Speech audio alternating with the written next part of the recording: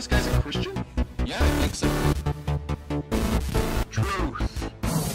What's going on, Gotham Geeks? Cheese loves you. My name's Cody, and this is the Christian News Show we usually do every Monday, Wednesday, and Friday, but you guys let me have a week off for my birthday, and it was fantastic. As I said, part of the reason that I took the week off was for my birthday, but the other part was because I just wasn't giving my all into the videos, and that bugged me because I want to give you guys quality over quantity. Because if I'm not excited and having fun doing the videos, then you guys probably aren't going to be excited and having fun watching the videos. But like anytime I take a break, I realize that I miss you guys, so I am ready to do this again. And the first thing that I want to talk about is Egypt, which I know we talked about last time, but we need to continue our prayers for them. But in talking about Egypt, there is not a lot of Christian news coming out of it because the main focal point is Muslim Brotherhood versus Egyptian government. That being said though, like every Christian news site you go to, you'll see something about Egypt and the Christians there, the churches are getting bombed and people are getting murdered for being Christian. And right now there are so many news articles out there like that from Christian news sources, but not mainstream news sources because again, it's not really the focal point of the story. Just remember that the Morsi supporters are usually blaming Christians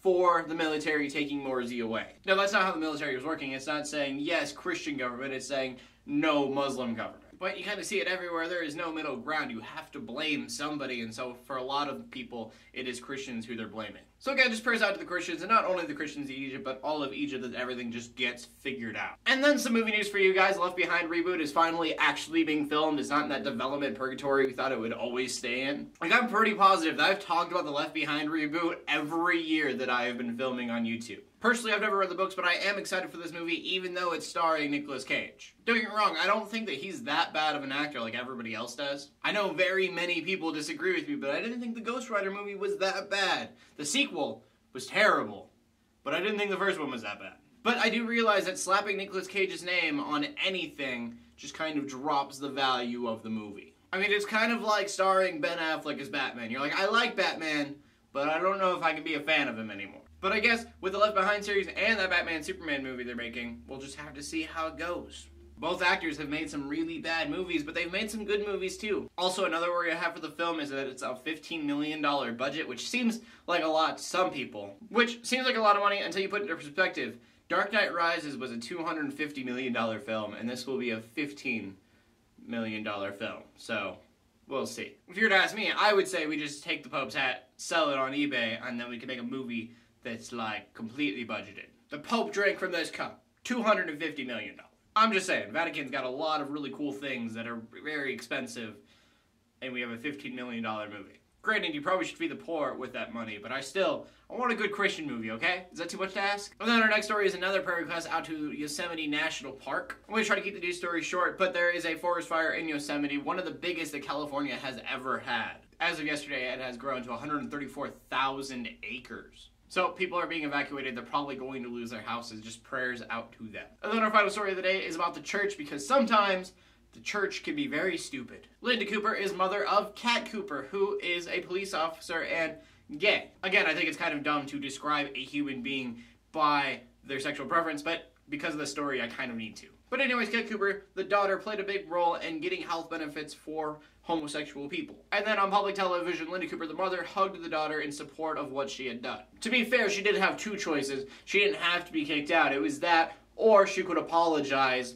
to the entire congregation that her daughter was gay. The point is, you should never kick somebody out of your church. Like, especially if you personally see a problem with them, you do not tell them to go away. You're like, here, I need you to be in the church. You need church. It just makes me angry that this topic specifically gets so focused on. The United States is the second fattest country in the world. If you're gonna kick somebody out because they are supporting what their daughter has done, you might as well limit the body mass that people have. I'm sorry, sir, but you're a little bit chubby for your height, and so you're obviously a glutton.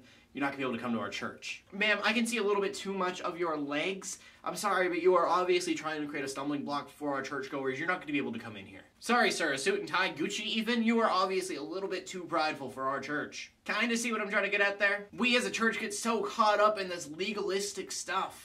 Yet we as human beings decide that we get to pick and choose what's okay and what's not. I think as a church we need to learn to love people more and not worry so much on what people have to do to be a Christian. I have never in my Christian walk felt like I had to do something because I was a Christian. And people who know Jesus know what I'm talking about, because it's not this feeling of having to do something, it's wanting to do all that you can for Jesus because of what he did for you. Once you accept Jesus and you realize what exactly that means, what you're accepting that he has done, you want to do all that you can to be the best that you can for him. When you become a Christian, there is no burden that is put upon you. It is just a longing to pursue what God wants you to do. So as Christians, I think we need to worry more about what we can and can't do and stop worrying about what other people can and can't do, and just show them the love of Christ as much as possible until they finally get it. Yes, I think you should tell them that they are wrong at least once and be like, hey, this is not the right thing to do. But then you tell them, hey, it's okay, we'll get through it together, and you will start to figure out